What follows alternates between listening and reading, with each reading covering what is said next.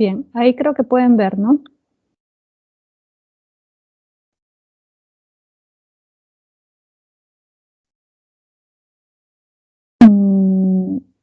Hola Ariana, ¿cómo estás?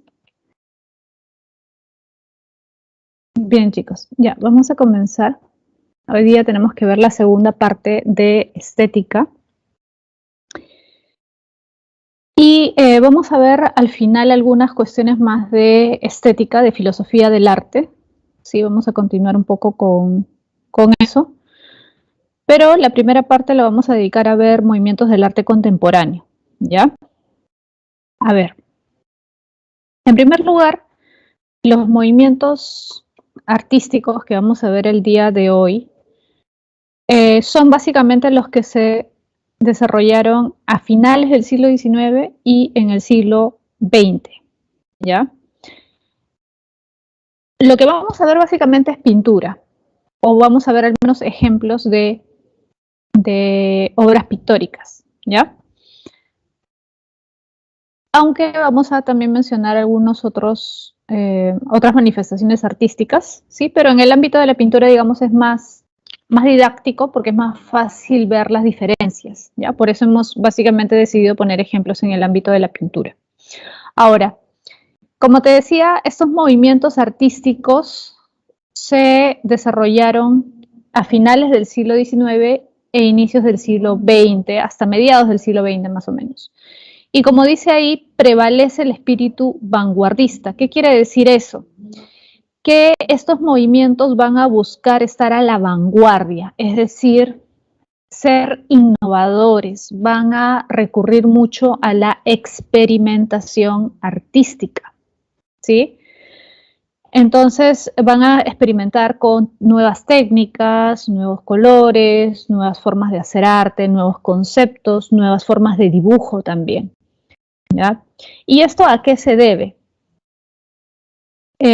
Básicamente a que a finales del siglo XIX se creó, se inventó la fotografía, ¿no? La cámara fotográfica. Y esto cambia todo, especialmente en el ámbito de la pintura, porque como ya vimos la semana pasada, por mucho tiempo se consideró que el artista debía imitar la realidad, o que un buen artista era aquel que imitaba lo más fielmente posible la realidad, ¿no? El paisaje o el modelo, ¿no? Por ejemplo, una persona. Esto, por ejemplo, en los griegos se veía en la escultura, básicamente de la escultura, como te comenté, por eso es que Platón hablaba del arte como mímesis, ¿te acuerdas? El arte es imitación, el artista imita un modelo, imita un cuerpo humano, por ejemplo.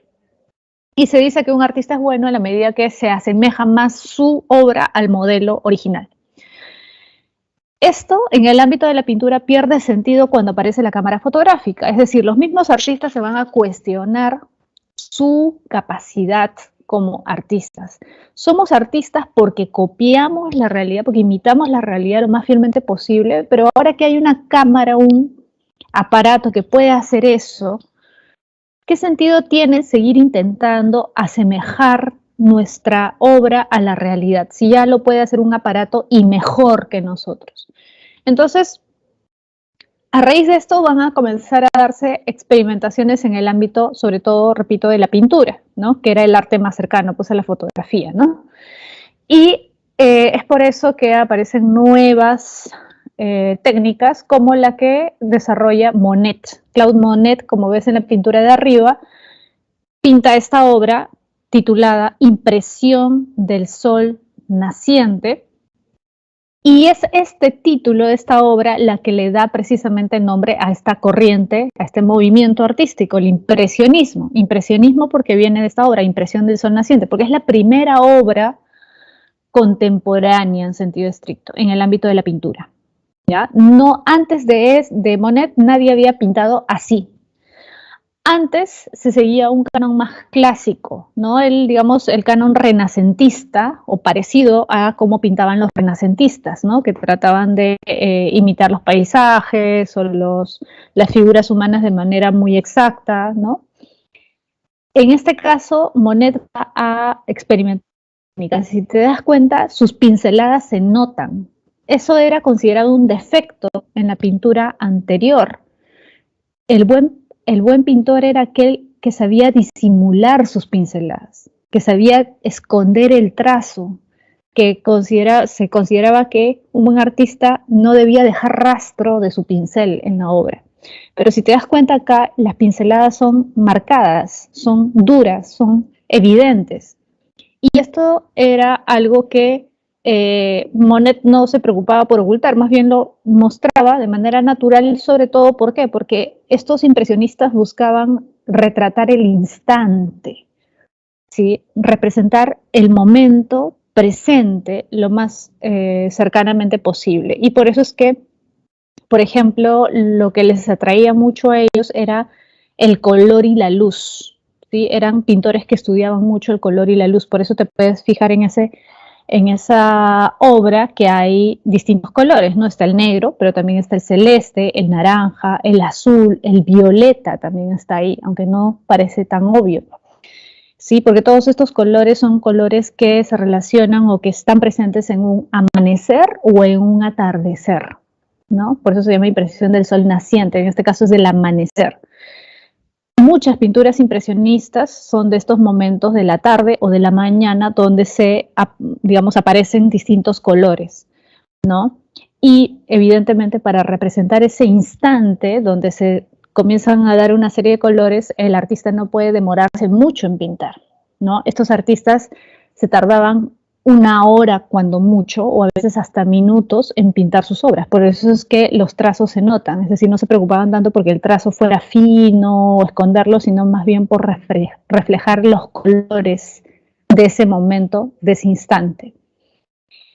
Eso no ocurre antes, ¿no? Los artistas del Renacimiento, por ejemplo, tardaban meses o hasta años en hacer sus obras.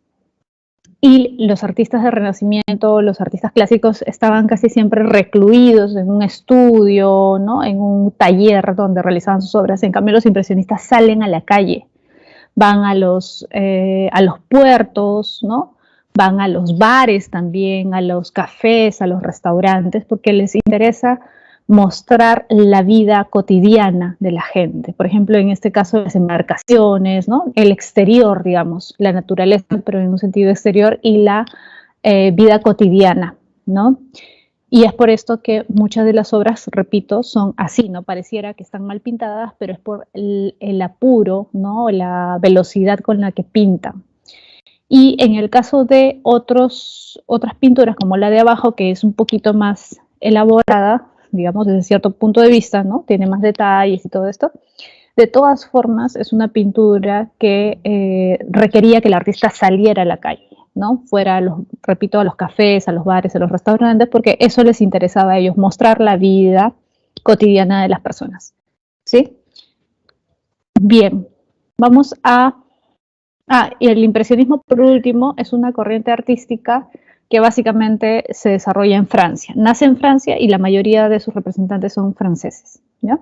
Vamos a pasar ahora al modernismo. Fíjate, el modernismo, como su nombre indica, es un movimiento artístico que busca de alguna forma reflejar la vida moderna a través de su temática o de los materiales que usan los artistas. Es decir, los artistas van a tratar de incorporar los materiales que se estaban usando en la vida moderna de esa época, ¿ya? El modernismo, fíjate, surge a fines del siglo XIX y se extiende por Estados Unidos y Europa. En esta época, ¿qué ocurre en Estados Unidos y Europa? Fíjate, en las ciudades más modernas como Nueva York, como Chicago, por ejemplo, en Estados Unidos, se comienzan a construir las primeras edificaciones grandes. Los primeros rascacielos se construyen en esta época. Y esto va a llevar a la utilización de materiales de manera masiva, como los metales, por ejemplo, el acero, ¿no? En Europa, por ejemplo, en Francia, en París, se construye la Torre Eiffel en esta época. Entonces comienzan a darse grandes construcciones que hacen uso de materiales relacionados con la industria, metales. Y los artistas lo que van a hacer es coger esos nuevos materiales que estaban surgiendo para realizar sus obras. Gustav Klimt, que es el autor de la obra que tienes ahí, ¿sí? El beso, es la obra más famosa de Gustav Klimt, lo que hace es usar metales. Por ejemplo, esa parte amarilla que tú ves ahí, en realidad si tú la vieras en directo, en persona, esa obra, te darías cuenta que es más bien medio dorada. Es una obra donde el artista usa oro, usa estaño, que son metales relacionados con la industria y con la construcción. Entonces, los artistas hacen eso, usan materiales relacionados con la vida moderna, la vida industrializada, ¿no? Y por eso es que sobre todo se desarrolla en Estados Unidos y en las partes más industrializadas y avanzadas de Europa, como en esa época era París, que era la ciudad más importante de Europa, ¿sí? Que buscan reflejar en sus obras artísticas en la vida cotidiana. Por eso es que Klimt, por ejemplo, tiene esta obra que es la más conocida, también tiene obras donde están una madre con su hijo, ¿no? Digamos, situaciones cotidianas, ¿ya? Vamos a pasar ahora al cubismo. Acá sí nos vamos a detener un poco más porque el cubismo llegó a tener más trascendencia, ¿ya? El cubismo es una técnica, si te das cuenta, muy distinta, o utiliza una técnica muy distinta a los movimientos anteriores y rompe incluso más con los estándares clásicos, ¿no? Estándares, por ejemplo, de Renacimiento acerca de la pintura. Acá podemos ver cuerpos, animales, figuras más deformadas, podríamos decir. Deformadas intencionalmente. El cubismo se denomina así precisamente porque lo que busca hacer el artista es darle un aspecto cúbico a su pintura, ¿no? Y esto con el objetivo de mostrar distintas caras, ¿sí? Distintos lados, distintos aspectos de un mismo cuerpo, un mismo ser, un mismo animal al mismo tiempo, ¿ya? Es decir, trata de mostrarte dos caras, digamos, como si fuera un cubo, dos caras al mismo tiempo. En este caso, en esta pintura, probablemente la figura que mejor refleja eso es el toro que está arriba a la izquierda, ¿sí? ¿Ves ahí un toro? Incluso se ve el cuerpo, ¿no? Si te das cuenta, ese como humo que sale de su cola, está su cuerpo y su cara. Pero vamos a concentrarnos en su cara, fíjate. Si tú te concentras solo en el ojo que está más abajo de la derecha y su hocico, solamente ves ese ojo y el hocico, el toro pareciera que está como de perfil. Pero si tú te concentras en el ojo que está más arriba, el de la izquierda, y en el hocico, y olvidas el otro, pareciera que el toro está mirando de frente. Es decir, es como que la figura se desdobla, si te das cuenta, ¿no? Es como que el artista quiere mostrarnos los dos lados del toro al mismo tiempo. ¿Te das cuenta? Esto es a propósito. El artista no es que dibuje mal o no sepa dibujar, todo lo contrario, los cubistas eran grandes dibujantes. Precisamente eso les permitía dominar esta técnica. Y el más, digamos, representativo, el más importante de este movimiento fue Picasso, que fue un pintor español, Pablo Picasso, que pinta esta pintura que además tiene otras connotaciones. El Guernica, que es la famosa pintura más famosa de Picasso, lleva este nombre por el pueblo Guernica de España, donde se dio un bombardeo. Y este bombardeo ocasionó la muerte de muchísimas personas inocentes. Sí, fue un bombardeo a la población civil, murió muchos niños, mujeres, ancianos, personas que no tenían nada que ver con la guerra. Era una ciudad que apoyaba así el movimiento republicano en España, es decir, había en esa época una lucha política, ¿no? Algunos querían que España sea una república y otros querían que siga siendo una monarquía. Y en medio de esa guerra civil, la guerra civil española, ¿no? Los que buscaban que permaneciera la monarquía atacaron a este poblado porque este poblado era, digamos, de tendencia republicana y murió muchísima gente. Y por eso esta pintura lo que busca reflejar es eso, el sufrimiento. Por eso ves hay mujeres con bebés muertos, personas muertas, gritando, desesperados, incluso los animales, ¿no? Desesperados también. Esto esta pintura por eso busca reflejar ese momento, ¿no? Esa desesperación, esa angustia, ¿no? Es una crítica, si te das cuenta, a ese momento que se estaba viviendo en España, es una crítica social, ¿no? Eso es algo que se va a ver en otras corrientes también. Y eso es la diferencia, si te das cuenta, de las otras dos que hemos visto. El impresionismo y el modernismo no tienen ese carácter crítico. En cambio, el cubismo, el surrealismo, que vamos a ver más tarde, el expresionismo sí tienen ese carácter crítico. ¿Sí? El cubismo nace en Francia, pero se desarrolló en distintas partes y tuvo distintos representantes. Por ejemplo, Pablo Picasso es español y es el considerado el más importante representante del cubismo. ¿Sí? Y bueno, como tienes ahí, ¿no? En la descripción ya te expliqué, ¿no? El cubismo se caracteriza por ser una pintura estructurada, ¿no? Es decir, como que quiere mostrarte un cuerpo con distintas dimensiones, ¿no? Con dimensión, como mostrándote distintos planos, distintas caras, ¿no? Del mismo ser, y por eso es que abundan las líneas rectas y algunas líneas curvas, pero sobre todo líneas rectas, ¿no? En comparación con la pintura, digamos, tradicional. ¿Sí? Vamos a pasar ahora al expresionismo.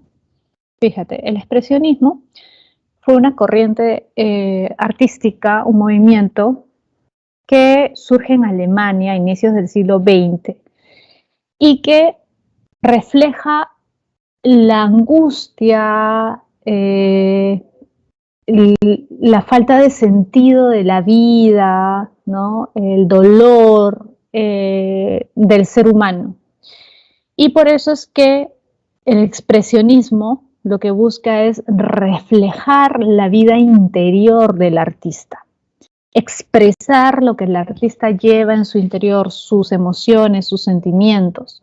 Por eso se llama expresionismo, busca volcar hacia afuera lo que el artista lleva dentro. Ahora, el expresionismo tuvo su manifestación en la pintura, como en el caso que tienes ahí, el grito de Edvard Munch, pero también tuvo ejemplos o casos en el ámbito, por ejemplo, del cine, ¿sí? En el ámbito de la literatura también. ¿Ya? En el cine, por ejemplo, se puede ver en Alemania las primeras películas de terror, las primeras películas de vampiros se dan en Alemania, ¿no? De ahí viene la famosa película Nosferatu. Otras películas que son muy conocidas son las del Dr. Mabuse, ¿no? Que son muy buenas, muy interesantes, que reflejan precisamente eso, el dolor, la angustia, el miedo a lo desconocido, ¿no? El lado oculto del ser humano, ¿no? El lado oscuro del ser humano, que tiene que ver con la angustia que se sentía en esa época en Europa y en Alemania, especialmente por la incertidumbre que se vivía, ¿no? Fíjate la fecha en la que nace el expresionismo, poco después de eso va a ser la Primera Guerra Mundial, ¿no? Y refleja el estado anímico de esa época, ¿no? La incertidumbre frente a lo que iba a ocurrir, lo que podía pasar por todos los movimientos sociales y políticos que se estaban dando en ese momento. ¿Sí? Por eso, como te digo, se refleja claramente en la pintura, en el cine también, ¿no? En el cine, por ejemplo, lo que hacen los directores es remarcar los rasgos de los actores, por ejemplo, delinear los ojos para que la mirada fuera más potente, más fuerte, ¿no? Para que pudiera expresar mejor lo que quería expresar, ¿no? A través de los gestos de la mirada. ¿Sí? Surge como crítica al impresionismo, fíjate, esto es importante. El expresionismo es todo lo contrario al impresionismo. ¿Por qué? Porque el impresionismo, si bien usa nuevas técnicas, busca de alguna forma representar la realidad, ¿no? Representa paisajes, representa escenas de la vida cotidiana, ¿no? Es decir, está volcado hacia afuera, ¿no? El artista no busca representar su interioridad. En cambio, el expresionismo sí, si te das cuenta. El paisaje en el expresionismo no es lo relevante. Hay cierto paisaje, sí, por ejemplo, en la obra que ves ahí, ves un cielo, puedes ver como un río, ¿no? Parece que están como en un muelle, algo así, o un puente, pero el paisaje no es lo central. El paisaje en realidad es una excusa para que el artista refleje sus sentimientos, sus emociones. Es más, el paisaje está distorsionado a propósito, ¿no? Para que el artista pueda, a través de los colores, por ejemplo, de las formas, de esas ondas, ¿no?, que están ahí, reflejar sus sentimientos, sus emociones. Por ejemplo, el cielo es casi completamente rojo, ¿no? Y no hay detalles, ninguna clase de detalles, ¿no? Esa especie de río, de mar, es un azul oscuro, tétrico, no es el celeste que vimos. Voy a retroceder para que te des cuenta, no es ese celeste del amanecer, del impresionismo, es un azul oscuro, tétrico, ¿no?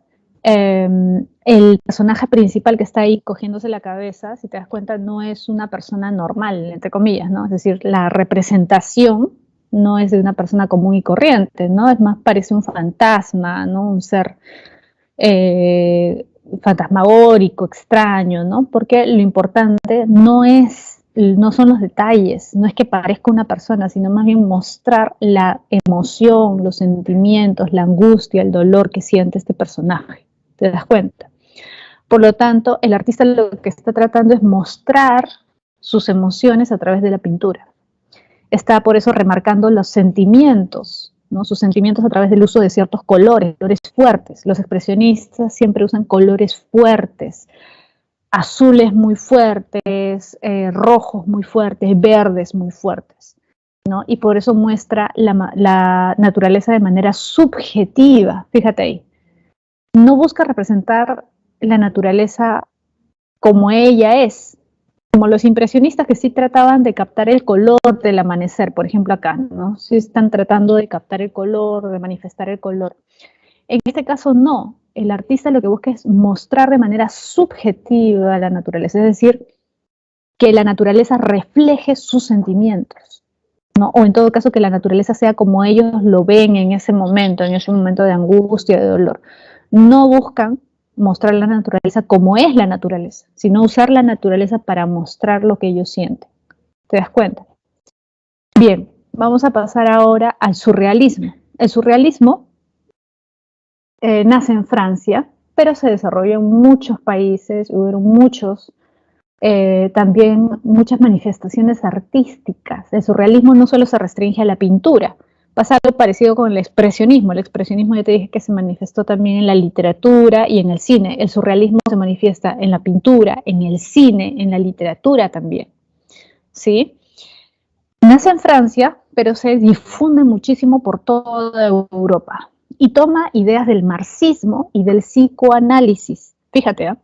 Vamos a comenzar por el psicoanálisis. Como tú debes haber visto en tus clases de psicología, el psicoanálisis fue desarrollado por Freud, quien sostiene o sostuvo que el hombre tiene un aspecto que usualmente oculta, ¿no? O mejor dicho, del que él mismo no es del todo consciente, ¿no? Es un aspecto humano que está regido por las pasiones, por los deseos que el hombre reprime en su vida cotidiana, que no muestra, que se mantiene oculto. Pero precisamente esta represión de los deseos puede terminar enfermando al hombre. ¿Dónde se manifiestan estos deseos? En los sueños. Y por eso una parte de la terapia psicoanalítica es revelar esos sueños, tratar de analizar el significado de esos sueños, ¿cierto? Por eso es que, como puedes ver en pintura, lo que representa ahí el artista no es un paisaje normal, no es una situación normal, no es algo que tú te vas a encontrar saliendo a la calle, ¿no? Te das cuenta, hay unos relojes derritiéndose, ¿no? Hay una especie de animal o de manta ahí en el piso, ¿no? Hay como una especie de árbol, ¿no? O arbusto sin hojas, sin nada, encima de una especie de vereda, ¿no? A lo lejos sí se distingue como una montaña y un mar, pero si te das cuenta es una imagen que no se encuentra en la vida cotidiana, es una imagen salida de un sueño.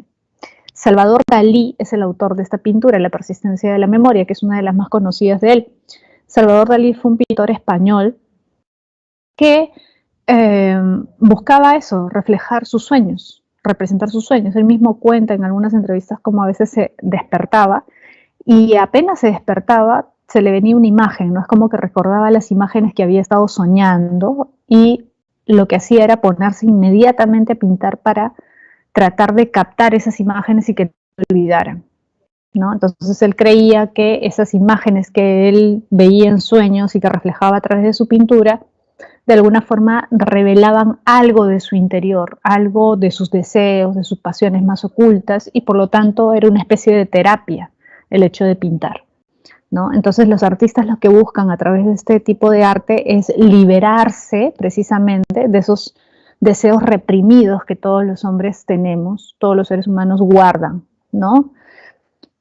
Y esto se relaciona con el marxismo porque el marxismo también busca la liberación del hombre, solo que en el caso del marxismo en un sentido económico y social. Recuerda que el marxismo busca la liberación humana desde el punto de vista económico. Recuerda que el marxismo dice, históricamente siempre han habido dominadores y dominados, explotadores y explotados, ¿no? En el esclavismo, en el feudalismo, en el capitalismo siempre ha habido una clase que domina a la otra. ¿Eso es justo? ¿Eso está bien? No, dice el marxismo. Por lo tanto, hay que cambiar esa situación. Hay que buscar que todos los hombres sean libres, que todos los hombres puedan alcanzar el mismo tipo de vida, que puedan realizarse como seres humanos y que no sean simplemente piezas dentro de una maquinaria de producción. Hay que evitar la alienación humana. Entonces, esto era lo que buscaban los marxistas, ¿no? La liberación desde el punto de vista económico y social, y el psicoanálisis desde el punto de vista psicológico. Entonces, en ese sentido hay una cercanía.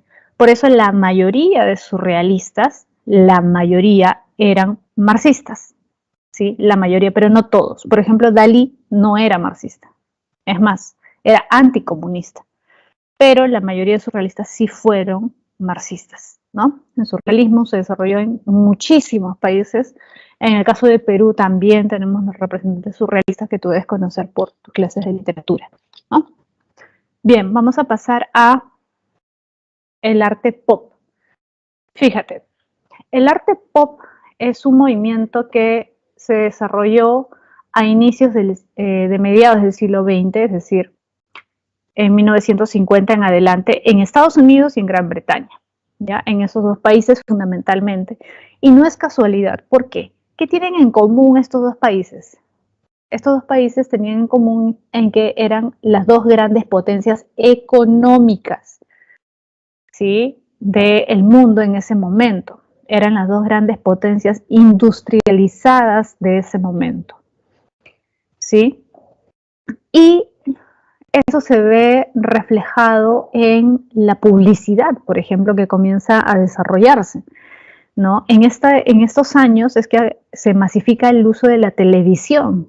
Los televisores comienzan a venderse en esta época en todos los hogares y por lo tanto cada vez va a ser más importante ¿qué cosa? La publicidad que se da a través de la televisión, ¿no? Tú debes haber visto estos videos antiguos, ¿no? De las amas de casa de Estados Unidos con su televisor, su aspiradora, su refrigeradora, ¿no? Bien vestiditas, ¿no? Como una ama de casa perfecta, ¿no?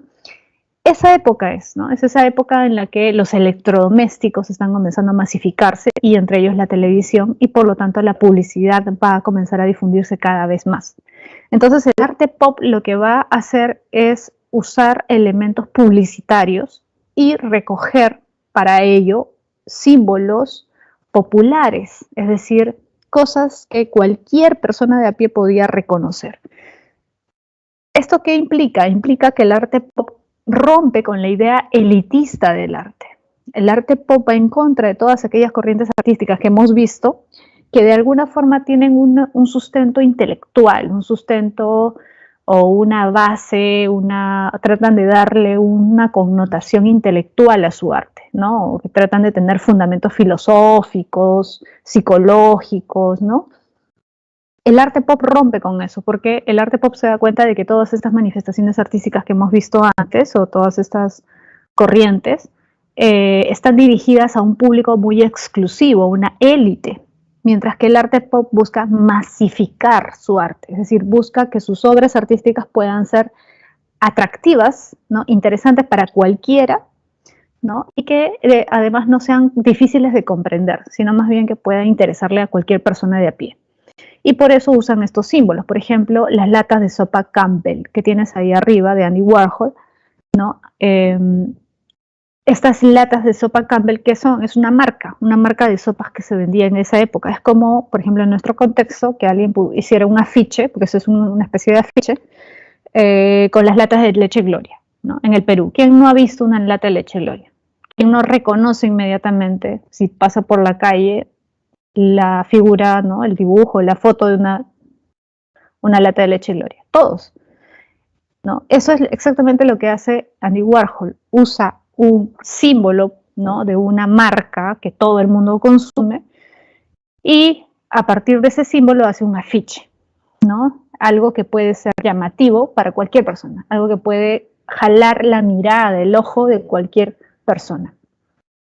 Igual con los cómics, fíjate abajo, los cómics también se desarrollan en el arte pop, ¿no? Con colores muy fuertes, muy vibrantes, muy llamativos, ¿no? Con temáticas simples, que no son complicadas, difíciles de entender, sino que cualquier persona puede entender, ¿no? Entonces se rompe con esta idea elitista del arte, ¿no? Y por eso se llama arte pop, arte popular, ¿no? Pop viene de popular, del inglés, ¿no? Arte masivo, arte popular, arte para todos, ¿no? No solamente para una élite.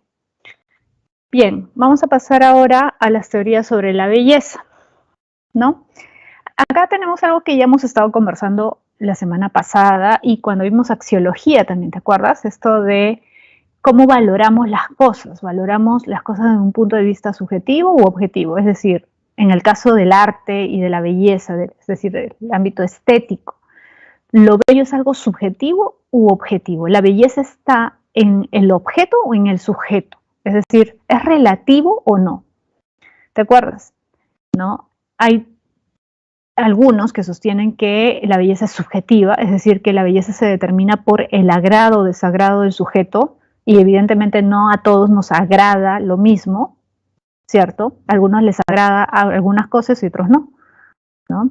Y esto es lo que sostiene Theodor Adorno, que lo mencionamos la semana pasada, recuerda, Theodor Adorno fue un filósofo que planteaba que la belleza es algo subjetivo y por lo tanto no hay una forma correcta de hacer arte o no hay obras artísticas, digamos, buenas y otras malas, o no es que una obra de arte o una obra puede ser considerada artística y otra no, sino que depende del agrado o desagrado que el sujeto siente frente al objeto. En esa foto, por ejemplo, hay muchas personas viendo un cuadro, ¿no? La Mona Lisa, y Adorno diría, bueno, a algunos quizás les gusta, les parece interesante, bonita, ¿no? Le llama la atención la pintura, y para esas personas esa pintura será bella. Pero ¿qué pasa si a una persona no le gusta, no le atrae, no le parece interesante, le desagrada?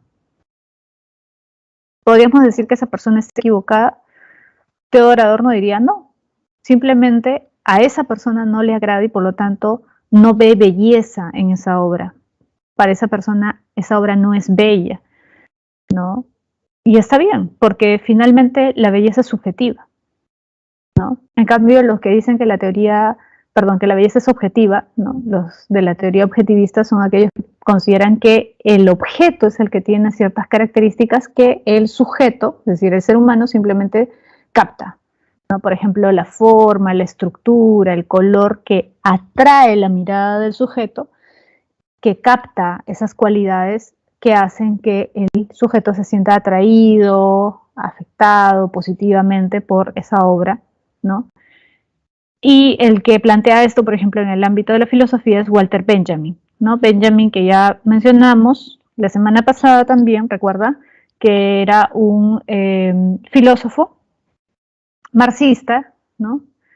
Que sostenía que el arte ha ido cambiando con el paso del tiempo porque antes tenía un objeto ritual, no un fin ritual, y actualmente tiene un fin sobre todo económico, es decir, las obras de arte se ven como objetos mercantiles, ¿no? Que se pueden comprar y vender. Ya la obra de arte ha perdido su aura mágica, digamos, antes tenía un aura mágica, pero ahora con el desarrollo capitalista, dice Benjamin, la obra de arte se puede reproducir miles de veces, incluso con aparatos, ¿no? Por ejemplo, ahora hay impresoras 3D, hay no sé, se puede reproducir la Mona Lisa, por ejemplo, ¿no? Puede hacer una impresión, una imprenta especial, ¿no? Para tener la Mona Lisa y ponerla, por ejemplo, en tu casa, ¿no?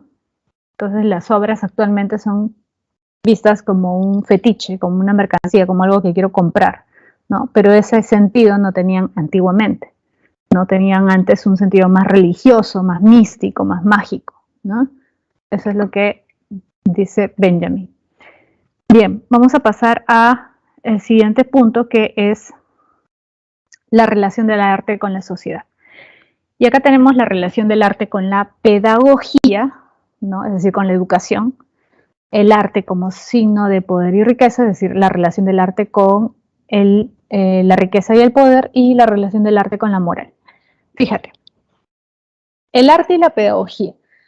Acá te mencionan a la República de Platón. La República, como tú sabes, es la obra más importante, más conocida de Platón, donde Platón, digamos, plantea cómo debe estar configurado el estado ideal, ¿no?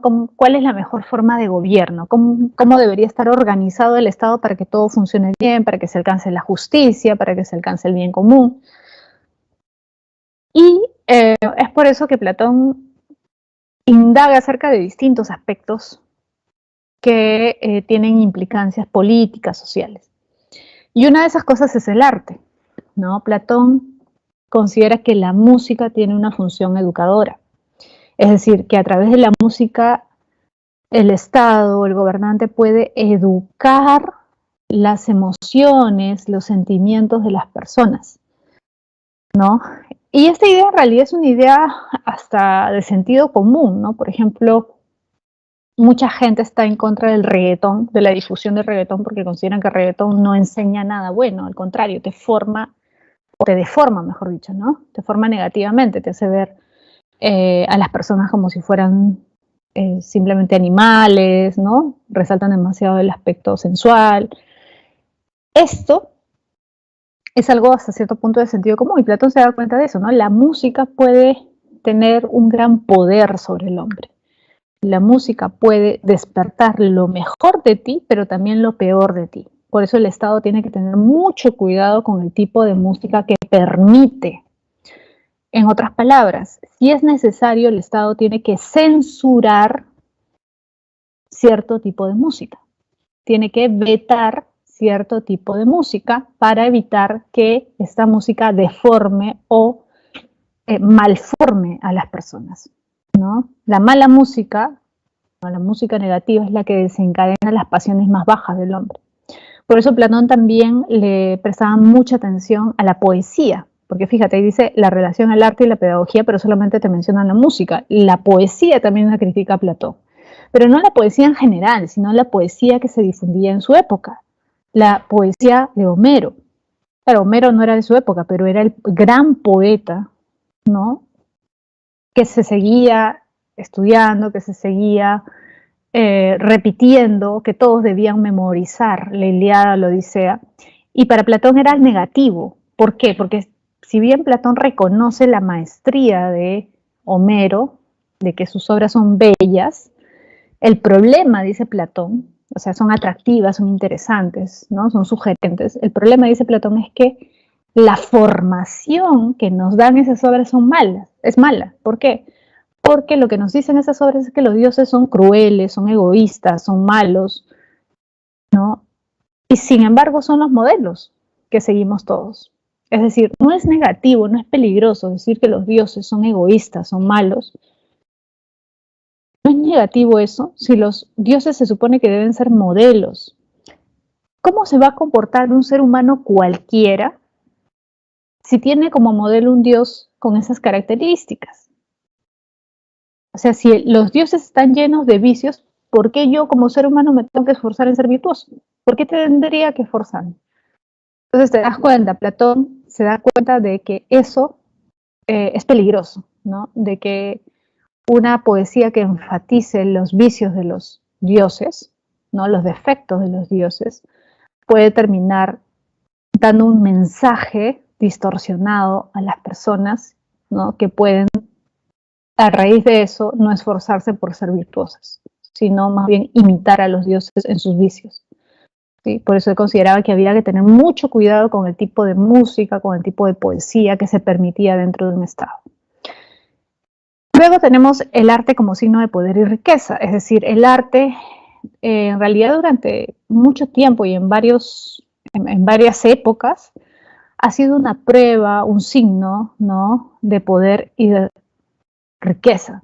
Pero especialmente en el Renacimiento se puede ver esto. Por ejemplo, ese fragmento que tienes ahí, ¿no?, de la Capilla Sixtina, la famosa creación de Adán, de Miguel Ángel. Miguel Ángel no solamente pinta esa parte, ¿no?, sino toda la Capilla Sixtina, entonces está llena de pinturas, ¿no?, en el techo. Y esta obra le tomó a Miguel Ángel años realizarlo, ¿no? Si no me equivoco, más de 10 años se dedicó a pintar ese techo. ¿Encargado por quién? Porque el Papa de esa época.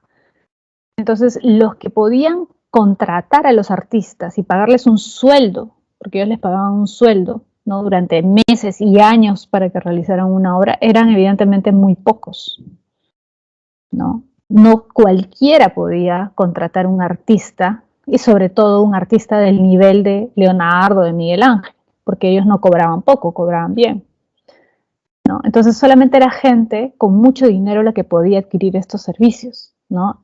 La Iglesia Católica, ¿no?, el papado, y también los nobles. Es más, los nobles muchas veces se peleaban, ¿no?, entre comillas, se disputaban por tener a su cargo a un artista famoso, porque eso era símbolo de que eras poderoso, que tenías el dinero suficiente y el poder suficiente para quitarle, entre comillas, ese artista a otro noble que también lo quería. Entonces, encargar una obra de arte era una muestra de poder y de riqueza en esa época, ¿no? Por eso no vemos pues retratos de gente común en esa época. Vemos retratos de nobles, de príncipes, de papas, pero no encontramos el retrato de una persona común y corriente, ¿no? Porque una persona común y corriente no podía encargar una obra de ese tipo. ¿Quién estudia este aspecto? Walter Benjamin. Recuerda que Walter Benjamin es un filósofo marxista y precisamente por eso le interesa este aspecto económico y social que tenía el arte, ¿no? Entonces él se da cuenta de que el arte no es algo completamente desligado de la vida común y corriente, sino más bien es una manifestación de la estructura económica, política y social de una época. ¿Te das cuenta? El arte es una consecuencia, la forma de arte que se hace en una época es una consecuencia de eso. Porque hay tanto arte religioso en la época del Renacimiento y en la época medieval, porque los que podían pagar eran religiosos, ¿no? No era necesariamente porque el artista decidiera eso, sino porque tenía que hacer una obra de acuerdo a lo que le pedía el que le podía pagar. En este caso el Papa, por ejemplo, ¿no? Bueno, en el caso de Miguel Ángel, él sí era creyente. Ojo, él sí era creyente y tiene hasta escritos sobre eso, ¿no? Pero, digamos, en el caso de otros artistas, sí era conocido que no eran, digamos, religiosos, ¿no?, o practicantes, y sin embargo igual tenían que realizar ciertas obras de carácter religioso, ¿no?, porque era su trabajo. Bien, pasamos al arte y su función moral. En el siglo XX, como dice ahí, se plantea que el arte debe transmitir sentimientos de fraternidad entre los seres humanos, es decir, debe buscar que todos los humanos puedan verse como hermanos, como iguales. En realidad esto está desde el siglo XIX, no solamente en el siglo XX. En el siglo XX es más explícito, pero desde el siglo XIX ya se plantea eso. Por ejemplo, Beethoven en la Novena Sinfonía precisamente busca eso, la hermandad de todos los seres humanos. ¿Y por qué lo plantea? Porque Europa estaba en un proceso de cambio importante, la formación de los estados, y en esta formación de los estados, el nacimiento de los grandes estados europeos, como tú sabes, se dieron muchas disputas, muchas guerras por definir los territorios, ¿no? Y eso lleva a Beethoven a tratar de plantear que debe haber una fraternidad, de que más allá de las divisiones, ¿no?, de los límites, de las fronteras de los estados, finalmente todos somos seres humanos y por lo tanto debemos tratar de relacionarnos como iguales como seres humanos, como hermanos, ¿no? Y no como enemigos, ¿sí? Bien, vamos a pasar al siguiente punto, que es la relación del arte con la sociedad. Fíjate acá, básicamente te mencionan la forma de arte como conocimiento y el arte como crítica a la sociedad. Como forma de conocimiento tenemos a Kant y a Heidegger. A Kant ya lo mencionamos antes, la semana pasada. Recuerda, para Kant el arte es una forma de conocimiento. ¿Y qué es el conocimiento para Kant? Recuerda, para Kant el conocimiento tiene que darse por la unión de la razón y de los sentidos, de la razón y de la experiencia. ¿Te acuerdas? Por eso Kant busca sintetizar, es decir, unir empirismo y racionalismo. En otras palabras, ¿qué dice Kant? No es posible conocer algo si es que no ha pasado por los sentidos y no ha pasado por la razón, o no ha pasado por la razón. Es decir, para que haya conocimiento deben estar unidas experiencia y razón. No hay conocimiento sin experiencia y tampoco hay conocimiento sin razón. Las dos tienen que unirse. Y el arte es una forma de conocimiento porque en el arte también se unen experiencia y razón. ¿Cómo? Bueno, para apreciar una obra de arte tienes que tener sentidos. Para apreciar una pintura debes tener el sentido de la vista. Para apreciar una composición musical tienes que tener el sentido del oído, ¿cierto? Para apreciar una escultura tienes que tener el sentido de la vista o el sentido del tacto. Es decir, toda obra artística tiene una dimensión empírica que tú reconoces, que tú captas a través de tus sentidos. No hay otra forma. Tú eres un ser sensorial, tienes sentidos y eso te permite acercarte, conocer una obra artística. Pero no todo acaba ahí, porque si fuera así, un perro, un gato podría apreciar una obra de arte y no es así. No basta tener sentidos, es necesario también la razón. El hombre también hace juicios estéticos. Por ejemplo, cuando el hombre dice, esta pintura es bella, eso no lo hace, repito, un perro, un gato.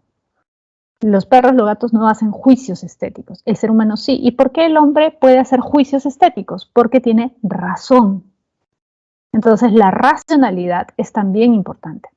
En otras palabras, la experiencia estética en general, ¿sí? Es decir, el hecho de que un hombre pueda apreciar una obra de arte solo se puede dar si se conjugan experiencia y razón. Por eso es una forma de conocimiento el arte. Ahora, Heidegger, recuerdas que lo vimos hace ya algunas semanas, Heidegger considera que el arte es una forma de conocimiento. Heidegger es considerado el padre del existencialismo. ¿Ya? Él considera que el arte es una forma de conocimiento porque las obras de arte, y especialmente las grandes obras de arte, nos muestran una verdad. Es decir, cuando tú lees, por ejemplo, un poema, un buen poema, diría Heidegger, ese poema tiene la capacidad de mostrarte una verdad oculta. Es como que tú te sientes identificado y dices, qué buen poema cuando ese poema revela algo profundo de ti. ¿Me entiendes? O una pintura, o una película, o una canción. Cuando tiene una letra que tú dices, qué buena letra, cómo puede reflejar tan exactamente un sentimiento, una emoción, lo que yo he sentido, ¿no? Es decir, el arte es una forma de acercarnos a la verdad, pero una forma evidentemente muy distinta a la de la ciencia. Precisamente por eso es arte, ¿no? Pero ¿qué quiere decir Heidegger con esto? Que lamentablemente en la época moderna, porque recuerda que Heidegger es un crítico de la ciencia y la tecnología, en la época moderna se valora demasiado la verdad científica, pero no se considera muchas veces que el arte es una forma también de acercarnos a la verdad. Distinta, evidentemente, porque no tiene las características de la ciencia, no es objetivo el arte. Pero eso no debe significar que sea inferior, al contrario, dice Heidegger. El arte es una forma más libre, más auténtica, porque no manipula, porque no deforma, porque no usa la naturaleza como si fuera una cosa, como si hace la tecnología y la ciencia, sino que más bien el arte se acerca a la naturaleza de una manera más auténtica, más humilde, y en ese sentido le hace ver al ser humano un aspecto distinto de la realidad. Por eso el arte es valioso. ¿Sí? Ahora, el arte como crítica a la sociedad. Bueno, ya hemos visto las corrientes anteriores, el surrealismo, el expresionismo, el cubismo, que son movimientos artísticos que surgen precisamente a fines del siglo XIX, inicios del siglo XX, que critican a la sociedad, ¿no? Como Picasso con su pintura de Guernica, que está criticando lo que está pasando en España en esa época, o el surrealismo, que busca criticar, por ejemplo, las sociedades europeas que son conservadoras, que buscan reprimir a los sujetos, ¿no? Ocultar ese aspecto inconsciente de los hombres y que terminan haciendo que los hombres sufran más. Entonces el arte busca criticar las situaciones, las condiciones de vida de las personas. ¿Te das cuenta? Sobre todo este arte contemporáneo, ¿no? Eso es lo que, por ejemplo, decía Theodor Adorno. Recuerda, la semana pasada lo vimos, ya te he hablado de Theodor Adorno, que fue un filósofo, que precisamente lo que hace es valorar el arte nuevo, el arte contemporáneo, por esa capacidad que tiene de criticar la realidad. Según Theodor Adorno, eso no ocurría antes, o no ocurría mucho, no ocurría muy seguido. En cambio, en los movimientos del arte contemporáneo, el nuevo arte o el arte nuevo, como le llama él, la crítica es más profunda y es más recurrente. ¿Sí? Algo parecido va a decir José Carlos Mariátegui, ¿no? En sus 7 ensayos de interpretación de la realidad peruana también analiza la literatura, por ejemplo, peruana, la pintura peruana, y cómo esta de alguna forma refleja una crítica a la sociedad, ¿no? Como por ejemplo puedes ver ahí en esa pintura, El banquete de los ricos de José Clemente Orozco, lo que te muestra es una sociedad burguesa, ¿no? Una sociedad rica, pero digamos viciosa al mismo tiempo, ¿no? Cómo la riqueza puede promover ciertos vicios, o el exceso de riqueza, mejor dicho, promover ciertos vicios, ¿no? En las clases más altas, ¿sí? Y, a ver, finalmente la representación simbólica y el análisis del arte, bueno, casi ya lo hemos visto, recuerden en antropología filosófica, que dice que el arte es un símbolo a través del cual el hombre interpreta el mundo que lo rodea, ¿sí? De él ya hemos hablado un poco, recuerda. Hay varias formas simbólicas, el arte, la ciencia, el lenguaje, la religión, ¿no? Los mitos son estructuras simbólicas que ha creado el hombre a través de las cuales puede interpretar su mundo, ¿no? El mundo que lo rodea. Y Gadamer, él sí es nuevo, ¿no? Gadamer sostiene que la obra de arte es de carácter interpretativo, es un filósofo Gadamer alemán, que sostiene que la obra de arte puede tener muchas interpretaciones, que una obra de arte no tiene una interpretación correcta. En otras palabras, por ejemplo, cuando alguien dice, ¿qué quiso decir Miguel de Cervantes Saavedra en El Quijote? ¿Qué mensaje nos quería transmitir? Ya, Gadamer diría, esa pregunta es incorrecta. Porque si bien puede ser, o sea, es cierto que el artista busca enviar un mensaje, ¿no? A través de su obra, creer que eso que quiso decir el artista es la única interpretación posible es equivocado. Cada uno, por eso como ves en esa imagen, puede interpretar la misma obra de una forma distinta. Y eso no quiere decir que hayan interpretaciones correctas e incorrectas. Al contrario, cada interpretación es válida. Es como que la obra de arte es abierta a muchas interpretaciones. Cada uno puede ver cosas distintas y al mismo tiempo valiosas acerca de una misma obra de arte. Entonces el significado no es cerrado, sino es abierto, dice, en todas las obras de arte, en literatura, en pintura, ¿no? En el cine, por ejemplo, muchos pueden interpretar una misma película, una misma serie en distintos sentidos. Y eso es parte de la riqueza del arte, ¿no? Eso no lo encontramos en otros ámbitos, pero en el arte sí se puede hacer eso, según Gadamer. Bien, chicos, les dejo ahí las claves de la evaluación, ¿sí? Y ya nos estamos viendo la próxima semana. Sí, chicos, cuídense mucho, ya nos estamos viendo. Chao.